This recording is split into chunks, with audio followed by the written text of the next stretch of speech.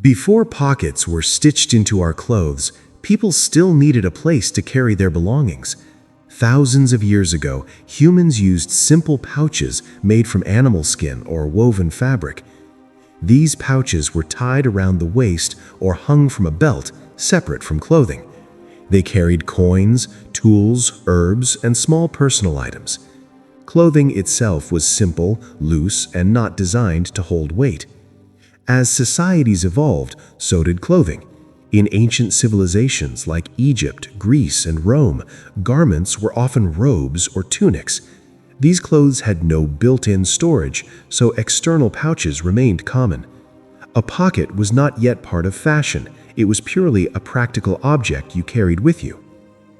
The idea of a hidden pocket slowly appeared in Europe during the Middle Ages. Instead of sewing pockets into clothes, tailors created small fabric bags with slits in outer garments. People could access these bags through openings in their clothing. These early pockets were usually tied around the waist and worn under layers of fabric, making them safer from thieves. At this stage, pockets were still separate items, not a permanent part of garments. By the 17th century, pockets became more common, especially for men.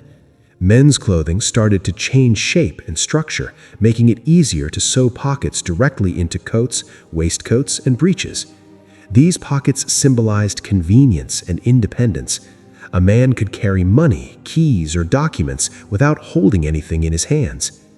Women's pockets followed a very different path. Women often wore large skirts and dresses, and they continued using tied-on pockets worn under layers of fabric. These pockets were surprisingly spacious and practical. However, because they were hidden, they were not considered part of visible fashion.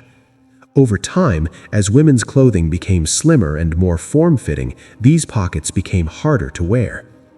In the late 18th and early 19th centuries, fashion took a dramatic turn. Dresses became lighter and closer to the body. Large hidden pockets disappeared, and women were encouraged to carry small handbags instead. This shift was not accidental. Removing pockets from women's clothing reduced their independence, forcing them to rely on external accessories. Meanwhile, men's clothing kept its pockets and even added more. During the Industrial Revolution, clothing became mass-produced. Pockets were standardized, especially in men's workwear. Workers needed pockets for tools, watches, and notebooks.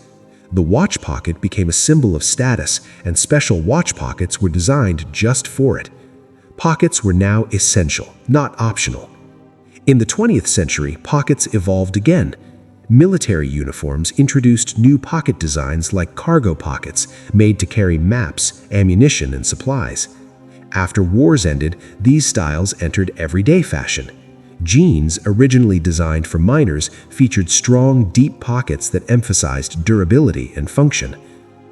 Despite progress, the pocket gap between men's and women's clothing continued. Women's pockets were often smaller, decorative, or fake. Fashion prioritized appearance over practicality. Many modern women still complain that their phones do not fit in their pockets, while men easily carry wallets, keys, and gadgets. Today, pockets are more than just storage. They represent freedom, utility, and design choices. Designers now experiment with oversized pockets, hidden pockets, and multifunctional designs. At the same time, there is growing demand for equal, functional pockets in all clothing.